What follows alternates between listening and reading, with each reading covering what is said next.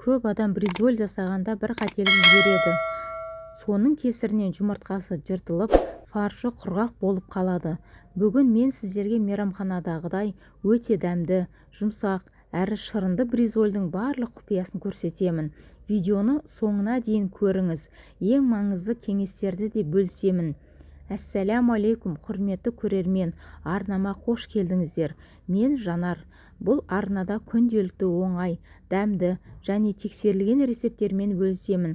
Егер осындай тағамдарды бірге дайындағыңыз келсе, арнама жазылып, лайк басуды ұмытпаңыз. Ал енді бүгінгі ерекше рецептімізге көшейік. Ең алдымен бізге керегі пияз. Бір пиязымды алып, теркадан үткіштен өткіздім. Үткіштен өткізсеңіздер, фарштарыңыз құрғақ болып қалмайды, сочный болады. Сосын барып фаршымызды саламыз. Менде сиырдың фаршы. Сосын қара бұрышымызды саламыз. Менде қара бұрыш соңғы екен. Осындай қарапайым өнімдерден өте ерекше әрі тойымды тағам дайындалады.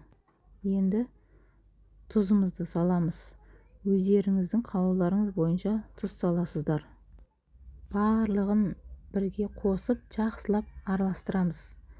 Қаласаңыз аздап сарымсақ қосуға да болады. Ең бастысы фаршты жақсылап илеу.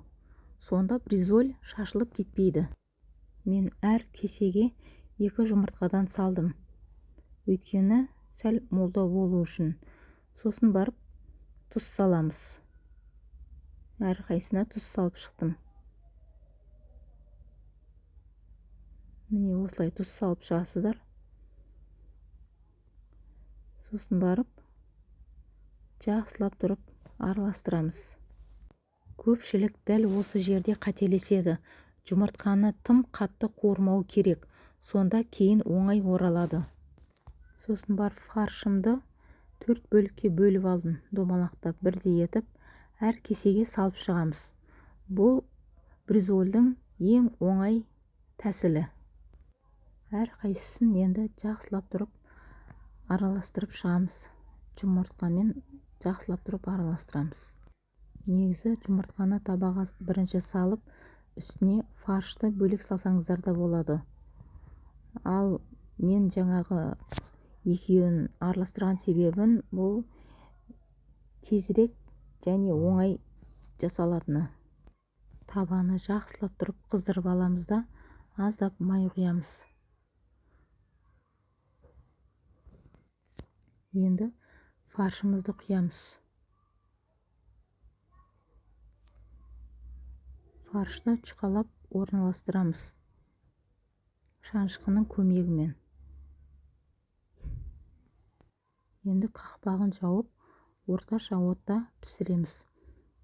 Сосын барып асықпай аударған дұрыс. Енді ішіне өзіміздің сүйікті салмамызды саламыз. Мен ішіне ірімшік пен зелень салдым. Негізі қызанақ, қияр және аздап майонез қолдансаңыздар да болады. Мен оларды салмадым.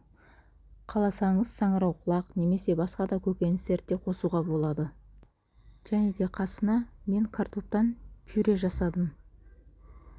Картопқа сары майды араластырып, дәмі өте керемет болды. Міне қандай әдемі болып шықты. Осы кезде ірімшік ішінде еріп, дәмі ерекше болады. Міне жұмыртқасы жыртылмаған, фаршы жұмсақ, ірімшігі созылып тұр ішінде. Осындай бризольді үйде жасау өте оңай екен. Сіздер бризольді бұрын жасап көрдіңіздер ме? Қандай салма қоссасыздар? Пікірге міндетті түрде жазыңыздар. Барлық пікірлеріңізді оқимын. Егер бүгінгі рецепт ұнаса, лайк басып арнама жазылыңыздар. Алдағы видеоларда бұдан да дәмді, ерекше және тез дайындалатын тағамдармен бөлісемін. Келесіде кездескенше аман сау болыңыздар.